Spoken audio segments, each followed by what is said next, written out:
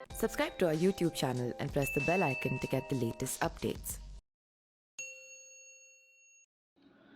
नमस्कार, मेरा नाम पिंटू सिंह यादव है और आप देखना शुरू कर चुके हैं न्यूज़ लाइव। दोस्तों, एक पाकिस्तानी महिला और एक हिंदुस्तानी लड़का जो ऑनलाइन गेम खेलते हुए मिले और एक दूसरे को दिल दे बैठे। प्यार हुआ, इजहार हुआ और फिर महिला अपना मुल्क छोड़कर दो देशों को पार कर अपने प्रेमी से मिलने पहुंच गई। महिला ने धर्म बदला, अपने बच्चों को साथ लाई और वह वापस अपने मुल्क नहीं जाना चाहती है। ये कोई फिल्मी स्क्रिप्ट नहीं है, ये रियलिटी है जिस पर इस वक्त हिंदुस्तान और पाकिस्तान में पूरा बवाल मचा हुआ है। पाकिस्तान के कराची शहर की रहने वाली 30 वर्षीय सीमा हैदर अपने 4 बच्चों के साथ नोएडा आ गई हैं। नोएडा के 22 वर्षीय सचिन मीणा, जिनसे मुलाकात ऑनलाइन गेम के दौरान हुई, तो अब वो अपना पति मान चुके हैं और हमेशा भारत में ही रहने की कश्में खा रही हैं।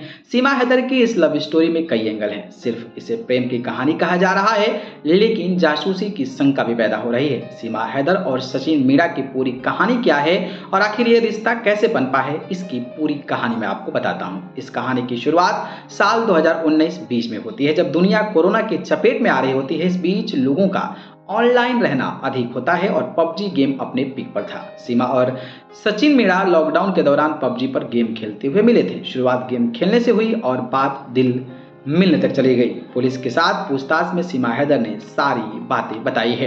सीमा के मुताबिक पबजी खेलते वक्त ही उनकी सचिन मीणा से बातचीत शुरू हुई। ये वही वक्त था जब सीमा के शौहर गुलाम हैदर सऊदी अरब में किसी काम की वजह से रहते थे। दोनों के बीच अनबन थी और इसी दौरान सीमा सचिन बात के जरिए करीब आने लगे। गेम से बातचीत पर पहुंची और इस कहानी में प्रेम का एंगल आया। इससे पहले आपको हैदर की जानकारी जानना जरूरी है। कौन है सीमा हैदर? सीमा मूल रूप से पाकिस्तान के सिंध प्रांत की रहने वाली हैं। उनकी गुलाम हैदर से शादी हुई, जो अभी सऊदी अरब में काम करते हैं। दोनों के 4 बच्चे हैं। इनके पहले बच्चे का जन्म साल 2015 में हुआ था। गुलाम हैदर से शादी के बाद सीमा कराची में शिफ्ट हो गई थी। इस बीच गुलाम की सऊदी में जाना हुआ और पिछले कुछ साल से लगातार वहीं रह रहे थे। बकौल सीमा, उनकी और शोहर की कई दफा लड़ाई हुई।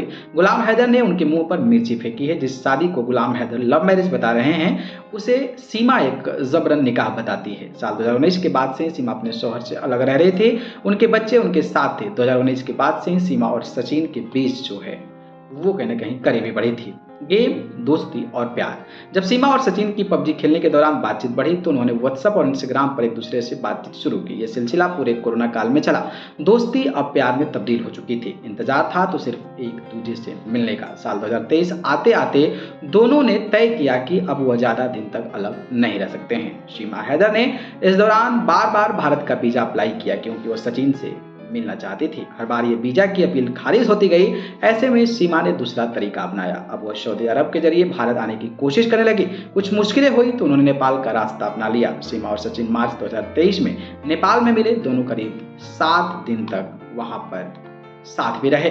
काठमांडू के पशुपति पारस मंदिर में दोनों शादी कर ली और हमेशा साथ रहने की कस्में खाई। लेकिन कहानी सिर्फ यहाँ खत्म होने वाली नहीं थी, क्योंकि असली चिंता सीमा और उनके 4 बच्चों को सुरक्षित भारत लाने की थी। तब सचिन वहां से भारत वापस आ गए और सीमा अपने बच्चों के साथ कुछ वक्त वहीं रुकी। जब मालूम पड़ा कि नेपाल से अगर कोई भारतीय बॉर्डर के लिए जरिए आता है तो किसी वीजा की जरूरत नहीं होती है। ऐसे में सीमा अपने बच्चों के साथ नेपाल से गोरखपुर और वहां से नोएडा पहुंची। नोएडा में यहाँ सचिन मीणा, जो एक किराना के दुकान पर काम करता है, उसने सीमा और उनके बच्चों को किराए पर एक कमरा दिला दिया। खास बात यह है कि सचिन के परिवार इसके बारे में पता था, लेकिन यहाँ तक पहुंचेगी इसका अंदाजा किसी को भी नहीं था।